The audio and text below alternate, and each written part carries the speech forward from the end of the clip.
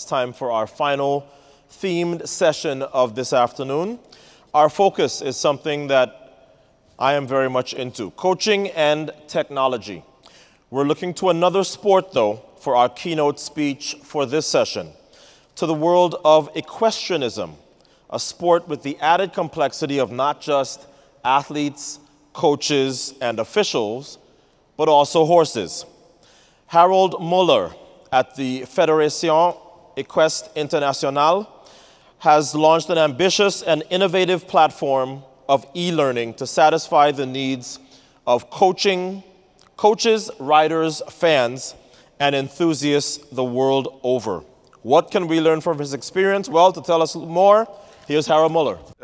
It is a great pleasure for me to be here, and I would really be grateful to the IAAF leadership to invite me and sharing our thoughts on how we see education. The way we have recently changed our approach in education was based on the fact that we are, like everybody else, affected by cost issues. At our example, we were looking at new ways of learning, and I would like to take you through the approach that we have taken in order to get control on the cost side. Now, first of all, I would like to explain where our thoughts are coming from. First of all, we think we have a development that we notice everywhere. We have a technology that affects, let's say, the production of equipment, that affects the production of facilities. In the equestrian world, we have breeding, we have better training, knowledge, and all of that has evolved over time. From an educator perspective, we have gone from basically analog to digital. We have now amazing resources available at our fingertips with, for example, YouTube. And we have also incredible products on the market that are helping us to understand what's going on within the athlete, whether it's a human or an equine athlete. And Dartfish, for example, is one of these products that helps us to understand kinematics. Now, what we need to do is we need to understand what kinematic is before we can use it. Now, from the teaching side, things have evolved as well. I remember when I've given courses, I was going out with 3 kilograms of transparencies and a spare light bulb for the projector in order to be able to teach. And we were always afraid that the projector went down, so then your whole teaching was kind of at risk. So what do we have today? We have laptops, we have USB sticks, we have video beamers, touch screens, and that, of course, is a huge development that has taken place even in our short lifespan within teaching within the sport. Now, I was looking at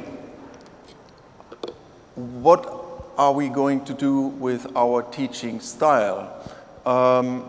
And I noticed that when I looked at these 2 photos where we have a classroom of the 1960s and a classroom of 2010, it really looks similar. So what we do in the equestrian world is we basically go from home onto a plane, arrive at the place into a seminar room or a riding hall, listen to a teacher, interact with the teacher and the participants, have an exam at the end, and then travel back. And then we all hope that people have learned during that time. And that's what I would like to add as a perspective. I would like to say that teaching and learning is not necessarily the same situation. This is why I have stolen this kind of interesting sentence from the internet. And I think it is very important to understand that the learning process, as we all agree, is never ending. So that basically means we have education to do for children, we have education to do for the mid-age, and we have education to do for adults of a older age. So, because education never stops. Then we have education that needs to be offered in a flexible way, because you have to learn when you have time to learn. And that's the thing that I cannot force you to learn when you are at a certain point. But on the other hand, when you have information at your fingertips when you need it, then actually all the information is much more effective. Teaching obviously is one of them, but there's this cost factor that I was talking about early on. In the teaching, we have costs that are associated with all of this. In the equestrian world, everybody pays for his own education. They pay the airfare, they pay the hotel, they pay a course fee, they pay their food. Everything is paid by themselves. So when I said we have to improve the quality of education, I was told, Harald, if you make these courses longer, you ask people to pay more. That's not what the community would like to hear. Now, so I was looking for ways out from this, and I thought, okay, let's have a look of how people learn. The first thing was, okay, they need motivation. They want to know something. So what we have to do is we have to challenge them on their motivation. Then, and that's probably one of the critical points, is we have to understand what people already know. And we all know, and we probably have experienced that in our life. If you have a classroom of 20 people and you talk about a new subject, maybe 1/3 of the group says, oh, this is totally boring, I know all of this. The other third of the group says, well, I don't understand one word. This is actually far too much for me. And then you have a group, another third that is in between. Well, what it does is it makes the whole learning inefficient. And because we don't know what these people are, we are ruling out in our equestrian world one-fits-all curricula. And on one hand, this is good because it's regulatory education, but on the other side, it is very, very difficult to make sure that people have learned their parts. Now, when you have learned something, then you have to be given time to try it out. This is a time-consuming process, and the last thing that we have at courses and seminars is time. So what we do is we press in a lot of content into the precious time that we are all together in a course or in a seminar, and teach and teach and teach and teach, and when we hope something has been left in their brains, you know, in order to make a progress, to make the next step. So there's this other element, and that is the exam. So when we start teaching, what we usually do is we check the knowledge by doing exams. Now the problem with the exams is if you make mistakes, which is part of a learning process, and you make them at the wrong moment, you have a problem, because then you miss the opportunity and you fail the exams, and we have probably all of us, we have many, many good examples for them. Now, but when people try out new concepts, things that they have learned, exercises with a horse or drills in the weightlifting room or whatever, then they can actually start trying out something and see whether it works or not. And then they develop a level of understanding that actually questions what they have learned, which is very good. And then comes the ultimate point, and that is when they transfer these abilities to their situations. Now, how is education today? Well, I think some of you might notice that we are living in the fourth technical revolution. We have now a situation where we are no longer have to tell somebody, do something, do it like this, and I show you, and you imitate, and then we are, you know, you have learned something. Today we have situations where everything is available in terms of tutorials, short videos, explanations. And if you imagine the situation within a classroom, you have a teacher that is explaining, you have slides, you have a video.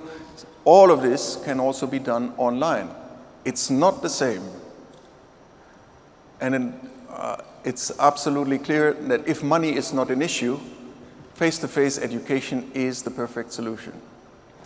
But as technology has evolved so much, we have now possibilities to do things so different. And this is where we are coming from, and we basically saying that we were trying to find out what people need to know and prepare the content in a way that they easily find that content when they need it, and that most importantly, find correct information when they need it. And that is basically the concept of self-learning that we are trying to support, because at the end of the day, otherwise education is being reduced to these few encounters that you have in courses and seminars. Now this is why we have built the e-learning platform that we call FEI Campus.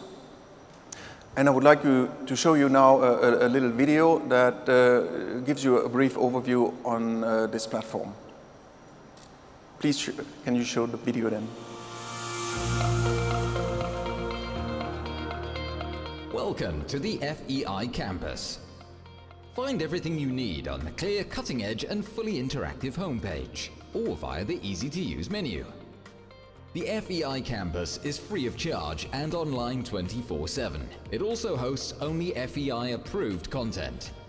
Conveniently log in either with your FEI ID number or with your email address, in case you do not have an FEI ID number. Experience a clean learning environment with virtual classrooms and interactive teaching sessions. The horsemanship pages incorporate various themes about the horse, such as veterinary education, equine health, equine behavior, and much more. These courses are easy to join and navigate through clear menus. This section will continuously be fed with exciting themes and new courses. The FEI Campus provides education for FEI certification and information, and can be an invaluable tool for national federations that do not have national education. The FEI Campus is also fully responsive on all devices, so it will be at your disposal however you should choose to access it.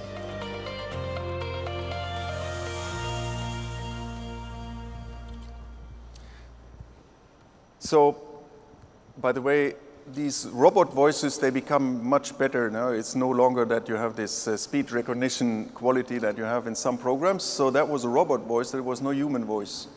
Now, the campus is online since a couple of weeks now. It has been received very well. We have quite some good traffic on it and registrations.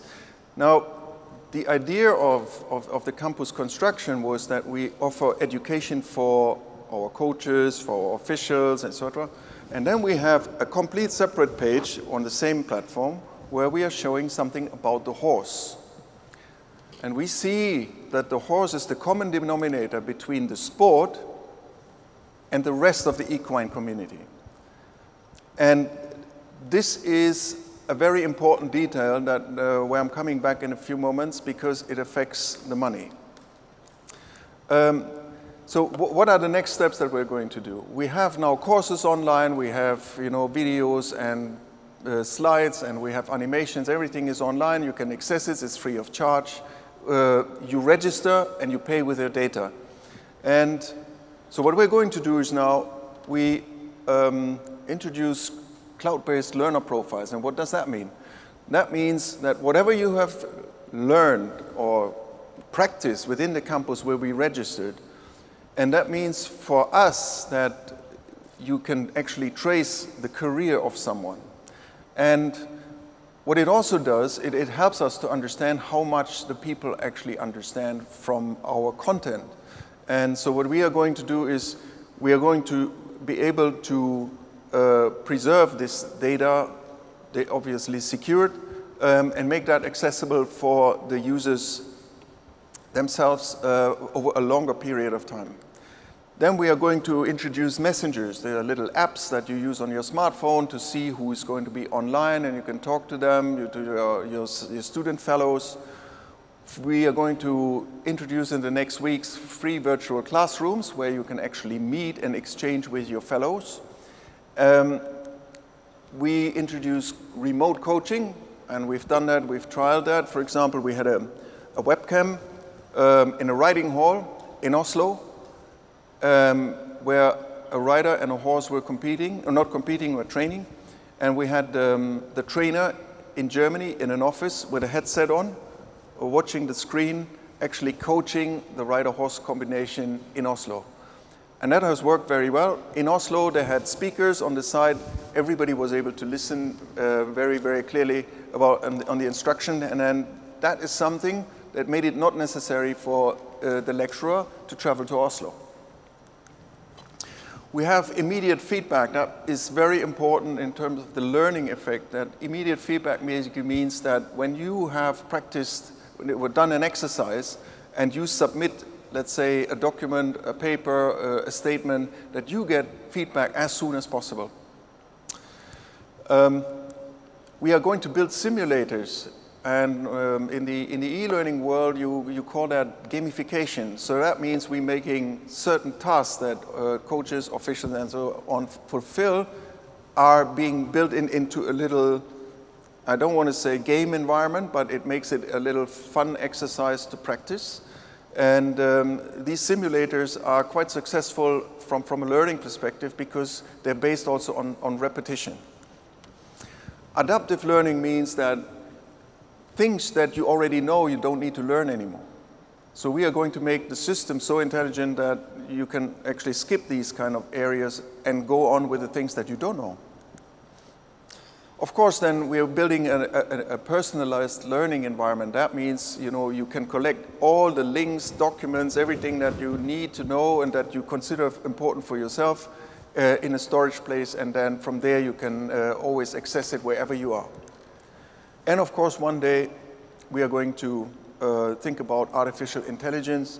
And this artificial intelligence is a big word at the moment, but what it means in principle is, in the ideal world, the system generates a curriculum for every individual based on what you already know and where you want to go to.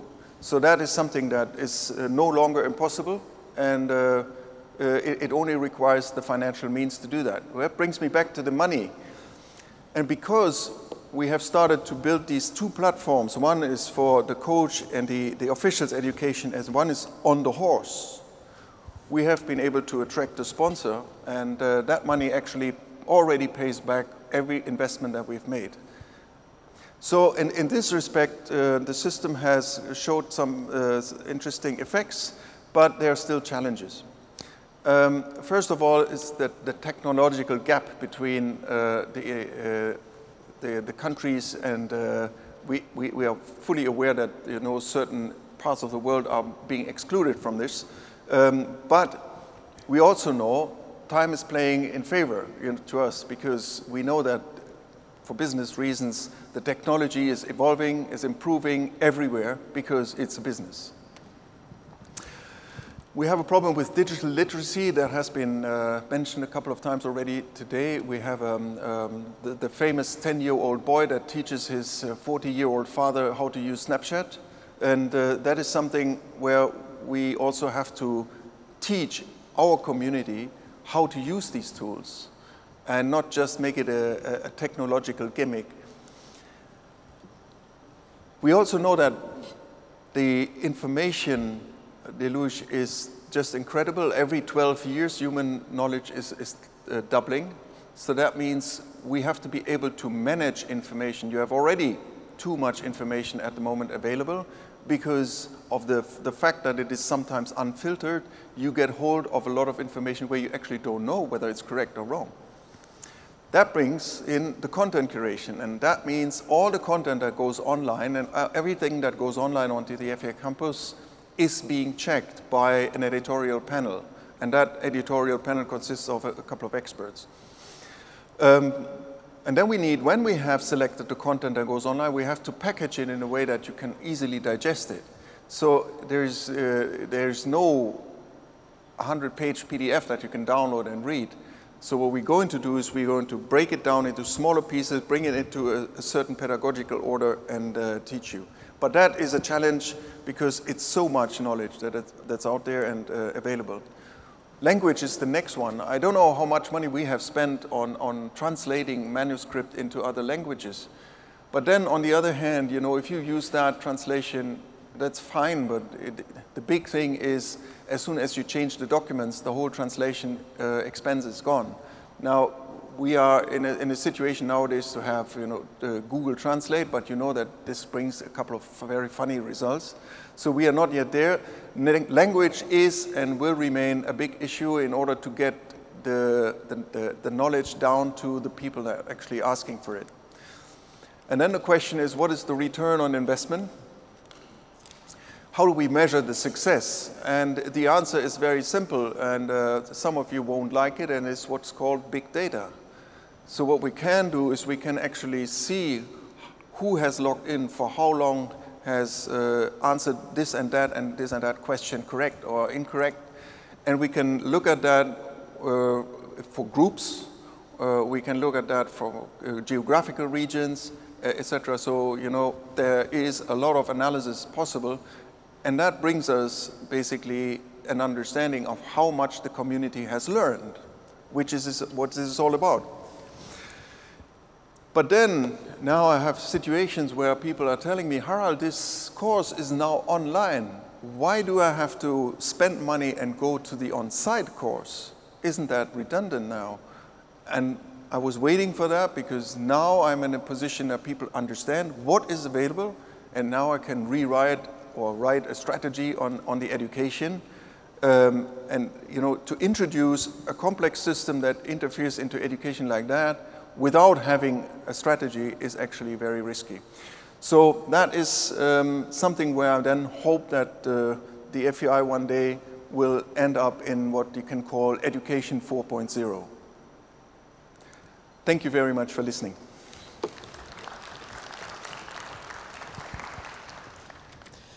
Thank you very much, Harald. And that is a good example of why we must not be afraid to look at other sports to learn how we can improve in our own. So let's move swiftly to the panel discussion. It's my pleasure to invite the current head of the President's Cabinet at European Athletics in Switzerland. He's been the organization's head of development from 2004 until 2015. Ladies and gents, Bill Glad.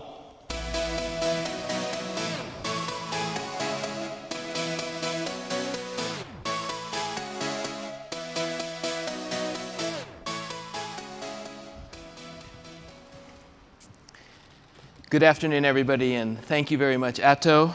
Thank you, Harald, for that very interesting presentation.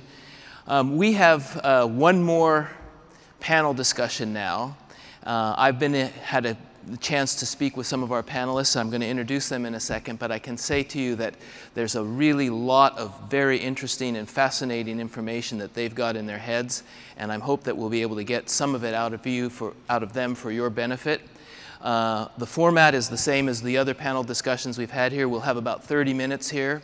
We'll talk to each of our members. We'll ask them a few questions, but I would also like to give you the opportunity to ask your questions. So if you've got a question already based on what Harald said or based on the title of this thing, or when it comes up, start thinking of it now so that when I come out to you, you're ready to go. So I'll start by introducing our panel members. The first person is Don Babbitt. Don is now called the head of business development at the University of Georgia in the United States, but he is also an elite coach. And he has coached Olympic champion Adam Nelson and two-time world champion Reese Hoffa, both shot putters. And so Don, please join us.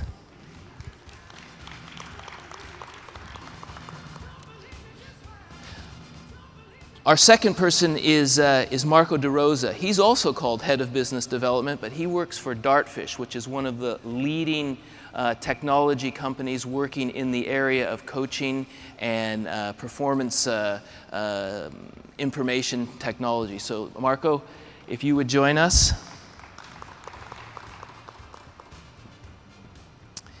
And last but certainly not least, we have Dr. Wendy Truvillion. She's from the USA. She is a coach. We heard earlier that she was one of the coaches for Christian Taylor. But she is also now, as her day job, she works as the athletic director for the Phoenix Union High School district, where she is overseeing the sports in all of the schools in the district. She also is the chair of women's track and field at USA Track and Field. And as if she doesn't have enough to do, she is also an adjunct professor at the Grand Canyon University in Arizona. So Wendy, please join us.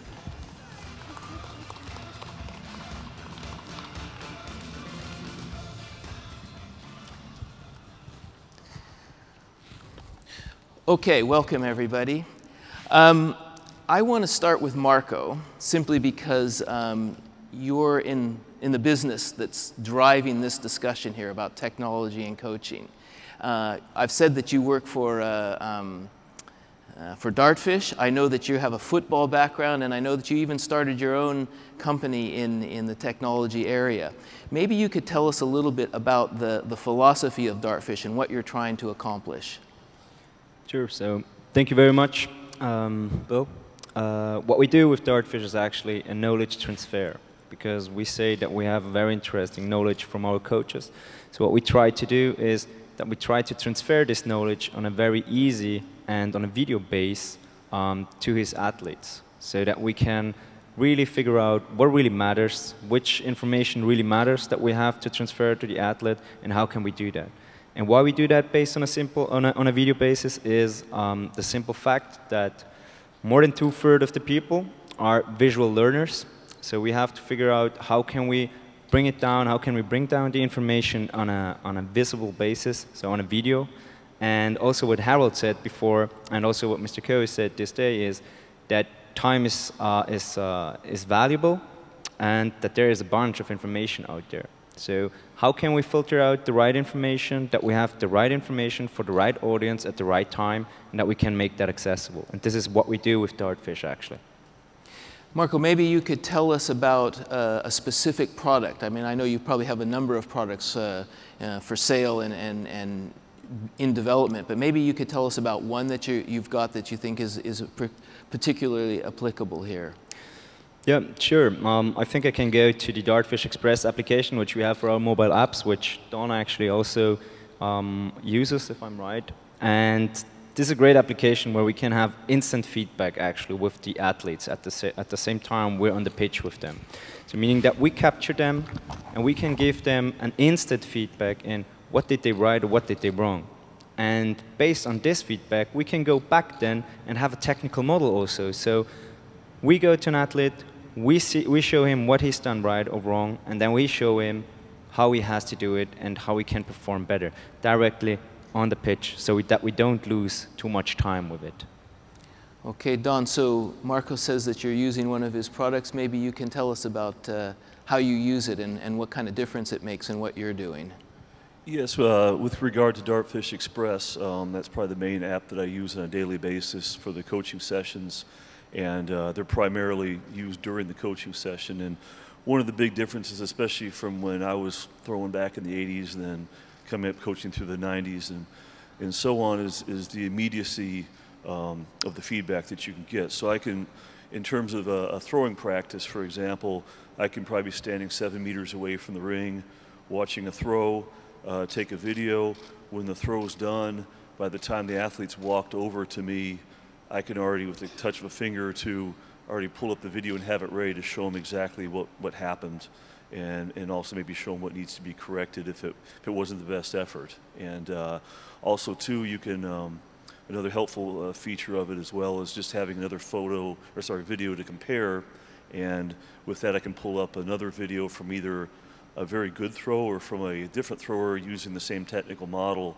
I can pull that up and compare it right away too. And when you get pretty good at that and get pretty familiar with that, you can do that within seconds.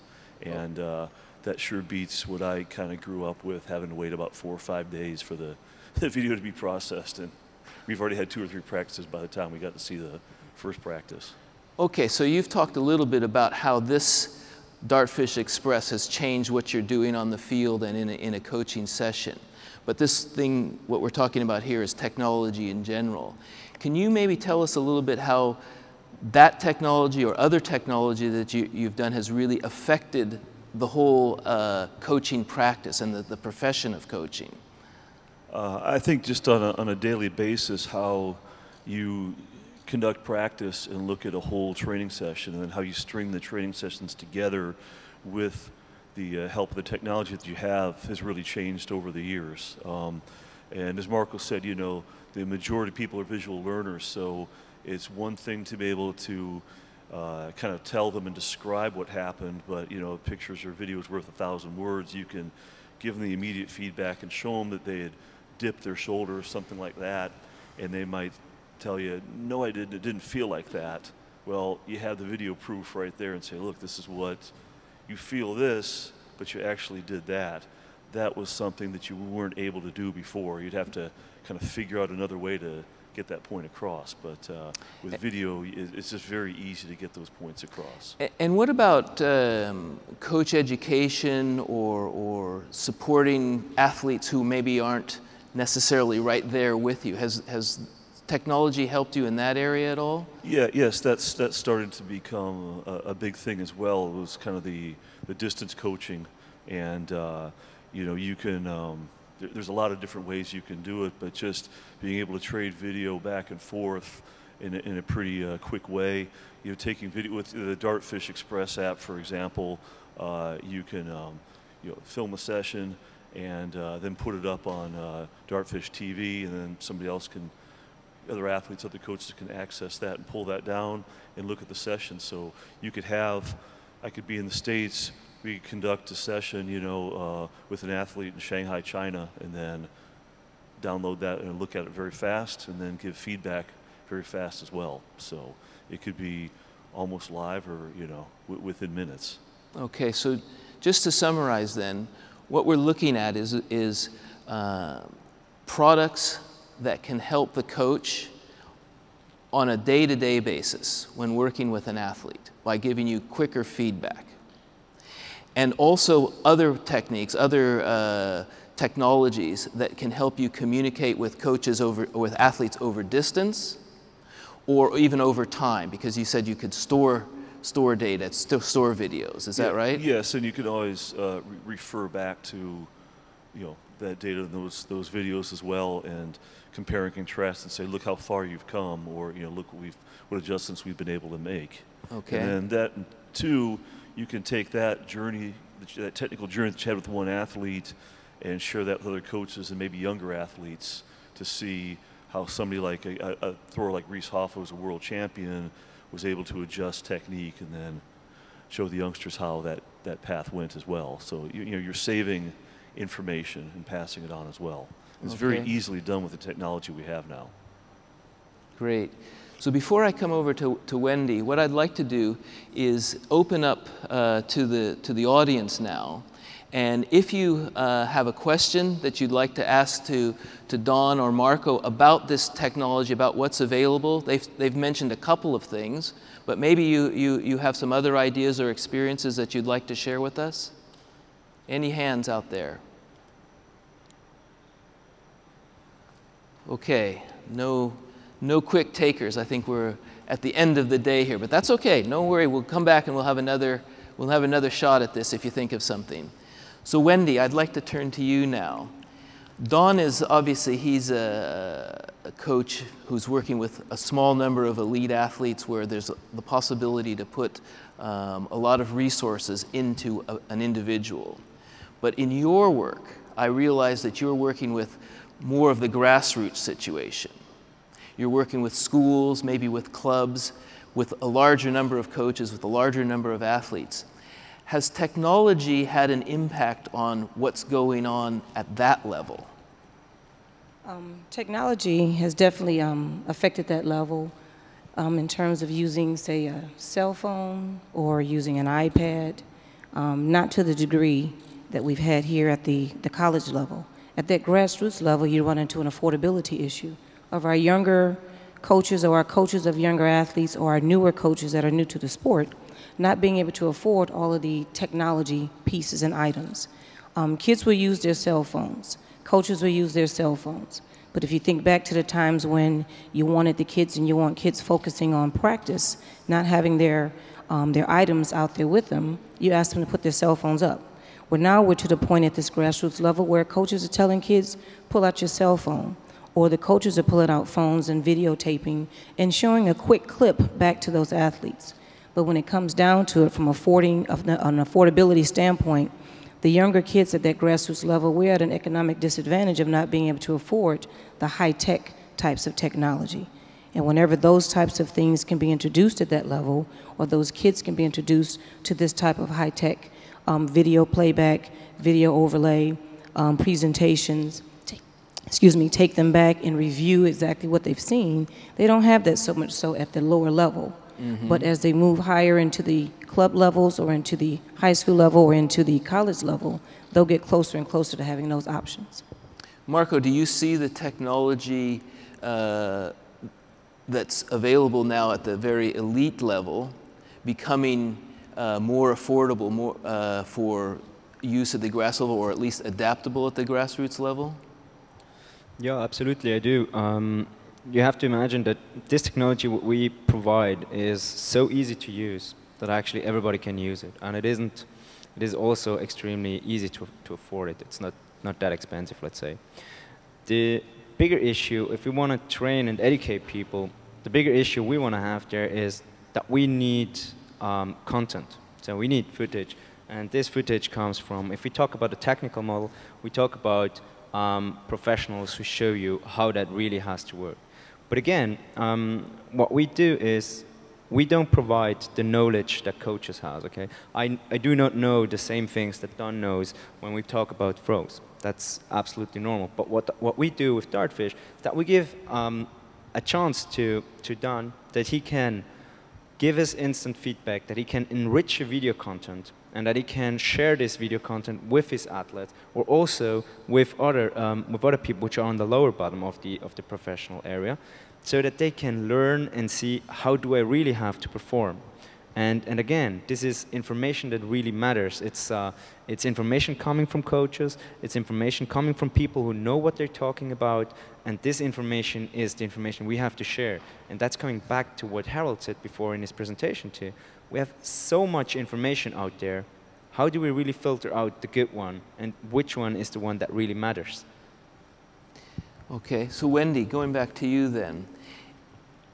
If you have a lot of people using the simpler technology, the affordable technology, is it your feeling that the coaches who are working in schools or clubs are prepared to use that effectively?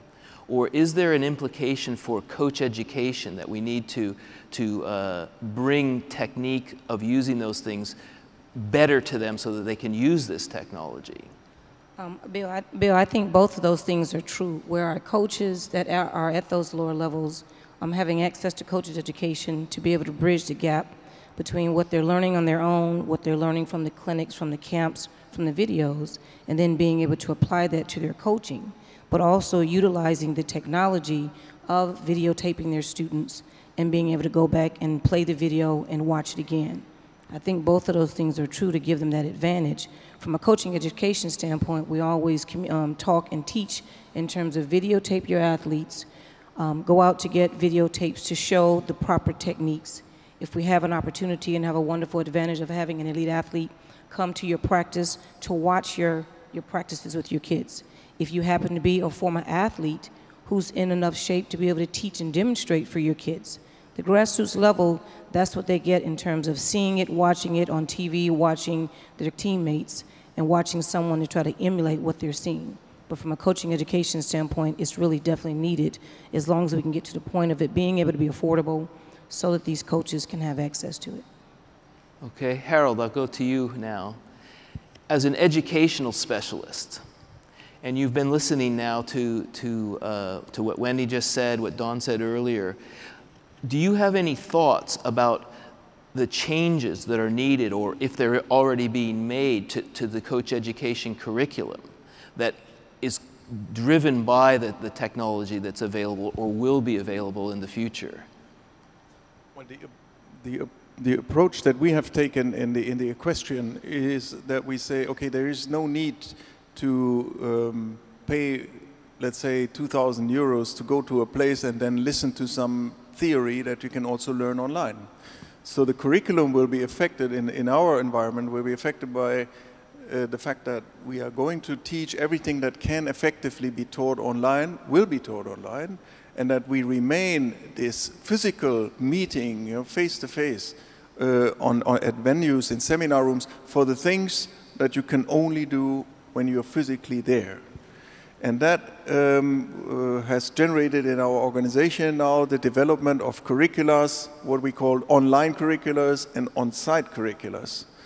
And all they together, they work as a whole. You know, that's the whole learning process, or it reflects the whole learning process. But what can actually be taught online, we are at the beginning now to understand what's possible, because I was told discussion, interaction between learners are very, very important. I totally agree with this. But we also going to have virtual classrooms in which you basically have a teacher that shows a PowerPoint, explains certain concepts, can show videos, you have a blackboard, you can post messages to the others, you can raise your hand. All of this without traveling. And as I said, for us, it was a tool to reduce the costs, but keep or maintain the effectiveness of the learning. And on top of that, we have the situation that we can teach now more than what we were able to teach in our face-to-face courses, because time is limited. And that was, you know, for us, the kind of thing that convinced our leadership to invest into it. Okay. Going to Dawn then. When we were talking before the panel here, you told me about some work that you've done with federations and with other coaches in other countries. And hearing about the tools and talking about the tools we see, maybe you could share just the experience that you've had in mentoring people in a completely different geographic location. Yeah, I've had quite a bit of experience with that, and a lot of different type of experiences. And you know, I'll give you one quick example. It's nothing to do with the federation, but just on Facebook, and I'm sure a lot of other coaches and athletes get this too, where I'll get a young athlete, like from a faraway place such as India, he'll just send me a video and go, tell me my faults. And that's a loaded question right there, because I don't really know the context. It's one throw. It might be a good one, it might be bad, but you know, there's people out there that don't have any resources, but they have a little bit of technology, and they're reaching out to try to get some answers. So that's only natural. So that's going on all the time. But you know, to give real life examples, I've worked with the national record holder of for the men's shot put in China, and we were working long distance. He was in Shanghai, I'm in Georgia, and we'd have to find a compatible time. But we just did a Skype session where he would just set up his laptop at a certain angle where I would normally stand and practice, and at the right distance, and we just do an hour-and-a-half training session. I'd sit in my office at home. It was about 6 in the morning for me. It was about 9 o'clock at night for him, and we just do a live Skype session, coaching session 3 times a week. And I would tell him after 5 or 6 throws, hey, can you move the camera, move the laptop around behind the ring? So I'd change my view so I could see some different things. And we had worked face-to-face before many times as well, so we had a very good relationship on what he does well, what he doesn't do well, what I can see from different angles. And that was a good thing to set up the further working relationship when he couldn't stay in the United States for more than 3 months. He had to go home for 3 months. We just do the Skype sessions at predetermined times. So that was very effective. And that was because we had had a previous face-to-face relationship as well too. And I think it's possible, like I said, if you have a small country with maybe 1 full-time throws coach, they could probably mentor 10 coaches or 10 athletes via these type of sessions. It's not perfect. It's not going to be the best situation, but it's a whole lot better than nothing. And maybe they could see these athletes at the National Training Center on a yearly basis, 1 time a year. Usually what happens in these situations in the past is, before all this, is you'd bring the top 10 throwers into the National Training Center, coach them up for 2 days, send them out to figure it out for 6 months, come back 2 days later, for 2 more days, 6 months later, but there's nothing in between. Now you can fill in the gaps with the use of all this technology, I think it would make things much more effective. So these tools are providing a kind of supplement to what was already happening or could have already happening with the training camps and the courses, and now you've built a link between them. Is that what you're saying? Yes, exactly. There isn't that dead period, so to speak, of 2, 4, 6 months in between. The key to success with coaching and training something repetitive like throwing is you got to have the continuity. And maybe it's not face-to-face, but you know, if it's over Skype or at least just constantly sharing videos and things like that, it does keep the continuity going pretty well. Okay, thank you very, very much for that. So we have a little bit of time for a couple of questions, if anybody has anything. Do we get the lights for that? Any questions for our panel here? Yes. We get a microphone here, please. Tell us who you are, where you're from. It's Peter Thompson from Great Britain, and it's a question to all the panelists. We've been discussing how technology can help the performance of the athlete. How do you see technology helping the development of the competence of the coach in this coaching situation? So turning the technology back onto the coach to aid their learning and competence. Why don't we start with Wendy, ladies first. I can definitely say when I coached myself at the youth level, at the high school, and then on into the college level, what I would learn from obviously videotaping and having the video playback, it gave me a more keen eye of what I'm looking for in my athlete. The fault and correction was not just for the athlete, it was for me also as a coach. And as I would see different things, slow them down, speed them up, or whatever I needed to look at from a body position, it would help me in terms of my coaching cues and coach of the timing of things that I would put in place. It helped me with my question and answering with my athlete. I always would tell my athlete that we're learning together. I was never too far ahead where I had to know twice more, and I made sure my athlete became a student of their own discipline. So for me, the use of technology allowed me to become a better student of my own discipline. Marco, I'll just jump over to you really quickly. Do you see that as part of the sales pitch that Dartfish is putting into its products and stuff? Do you emphasize that element as well? Yeah, absolutely, I do. I mean, I really like this question because people think always, when we have the coach knows everything. But time changes, life changes, the game changes itself. So the coach has to adapt himself.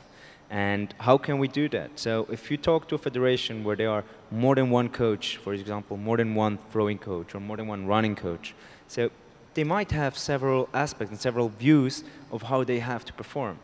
So instead of waiting until we have a meeting and we can sit all together as we do now, we have to share video content and enrich this video. Like, look at it, look at this run.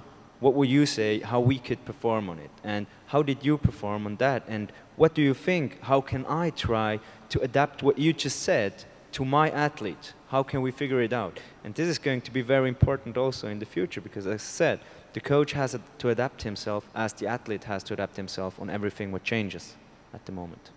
Okay, thanks. You want to say something? Yeah, really quickly too. One thing that really has jumped out to me, especially the past few years, is the ability to catalog practices and store them and go back and review them, or review them right after we finish the session. And sometimes if you're just coaching without any supplementation with technology, you can kind of remember the session, but as time goes by, you can't remember every single throw. If it was a 25 throw session, you just can't remember it all. But when you have it stored up and you go back and look at it, sometimes you can see patterns within the practice, and you see after the first 5 throws, the performance starts to deteriorate. Then about throw 10, there's a breakdown and tears, counseling session, come back again, then the throws come back up, and you start to kind of see different patterns of practice develop. And having something like the Dartfish Express and how you can store the different workouts and videos in there, it makes this a lot easier to do. And that's one thing that was a little bit tougher, cataloging practices and storing your video and saving your video. It's so much easier now than it was 10, 15, 20 years ago. Okay, thanks.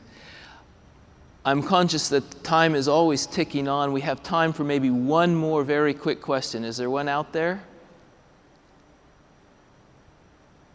Okay, no worries, no worries.